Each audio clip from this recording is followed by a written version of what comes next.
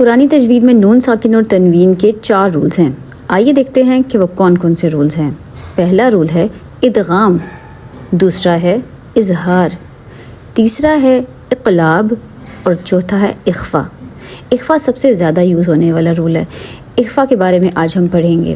اخفا کو سمجھنے کے لیے پہلے ہم حروف یرملون کو دیکھ لیتے ہیں. حروف یرملون جو ہیں وہ ہیں یا، را، میم، لام، واو اور نون. ٹوٹل 6 لیٹرز ہیں، یہ 6 حروف ہیں. اس کے بعد حروف حلقی دیکھ لیتے ہیں کون کون سے ہیں. حروف حلقی ہیں حمزہ، ہا، عین، حا، غین، خا. یہ بھی 6 حروف ہیں ٹوٹل. ٹھیک ہے.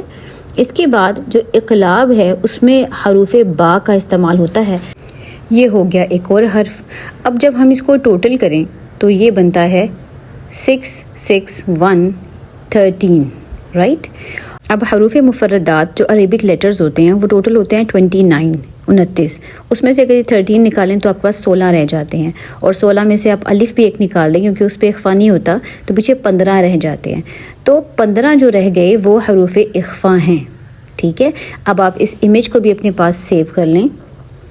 اچھا، اس کے بعد ہم آ جاتے ہیں کہ اخفا کی ڈیفینیشن پہ. نون ساکن اور تنوین کے بعد اگر یہ 15 حروف اخفا میں سے کوئی بھی حرف آ جائے تو وہاں پہ پھر اخفا ہوگا. مطلب اخفا کا مطلب چھپانا. وہاں پہ ہم چھپائیں گے. کیا چھپائیں گے یہ جاننے کے لیے پہلے ہم غنّے کو سمجھ لیتے ہیں. غنّہ کسے کہتے ہیں؟ غنّہ 2 طرح کا ہوتا ہے. ایک ہوتا ہے نون مشدد والا غنّہ، ایک ہوتا ہے میم مشدد والا غنّہ. اب جیسے فار ایگزامپل ان، یہ نون غنّہ ہو گیا، ناک میں آواز نکالی. ٹھیک ہے. یہ ہے میم مشدد، اس میں ہم پڑھیں گے اللہم، بھی ہم نے ناک میں آواز نکالی. فرق کیا تھا کہ ان کہتے ہوئے میں نے جو زبان ہے تالو کے ساتھ جا کے لگی ان، اور ہم کہتے ہوئے دونوں ہونٹ آپس میں ملے. ٹھیک ہے. تو اخفا میں نہ تو آپ دونوں ہونٹوں کو آپس میں ملائیں گے، نہ ہی آپ تالو کے ساتھ زبان لگائیں گے. ٹھیک ہے. تو کیا ہوگا، اس میں آپ ان دونوں میں سے کوئی غنّہ نہیں کریں گے، چھپائیں گے بلکہ غنّے کو، نون کی آواز کو چھپائیں گے. اسے کہتے ہیں اخفا.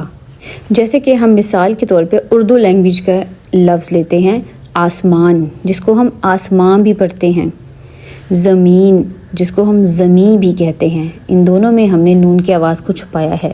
ٹھیک ہے. ایسے ہی ایک اور ورڈ ہے بانس. اب اس کو ہم بانس کہتے ہیں، بانس نہیں کہتے. ٹھیک ہے. بانس، یہاں پہ بھی نون کی آواز کو چھپایا. اب ایک اور ورڈ ہے کنواں. کنواں میں بھی ہم نون کی آواز کو چھپاتے ہیں. ٹھیک ہے. تو اسے کہتے ہیں اخفا کرنا. اب عربک میں اس کو کیسے پڑھیں گے میں بتاتی ہوں. آپ یہ امیج سیو کر لیں اپنے پاس. عربک میں کیا ہوتا ہے کہ اب یہ پہلے ہم دیکھ لیتے ہیں کہ حروف اخفا کون کون سے ہوتے ہیں. تا، ثا، جیم، دال، ذال، زا، سین، شین، صاد، طاء، طا، ظا، قاف، کاف اور فا. فا لکھنا میں بھول گئی تھی اس لیے میں نے بعد میں ایڈ کر لیا اس کو. ٹھیک ہے.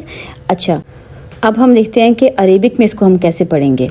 اب یہ آپ ایک ورڈ دیکھیں، اس میں ہم آپ دیکھ سکتے ہیں کہ نون ساکن کے بعد تا آ رہا ہے، اور تا جو ہے وہ حروف اخفا میں سے ہے. ٹھیک ہے. اب اس کو ہم انتا نہیں پڑھیں گے، اس کو ہم کہیں گے آتا، آتا. اب کیا ہوا، جب میں نے آتا کہا تو کہتے ہوئے میری جو زبان تھی وہ ہوا میں رہی. ٹھیک ہے.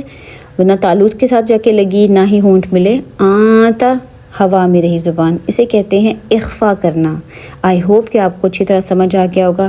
اس امیج کو آپ سیو بھی کر سکتے ہیں اپنے پاس. Do share with every one.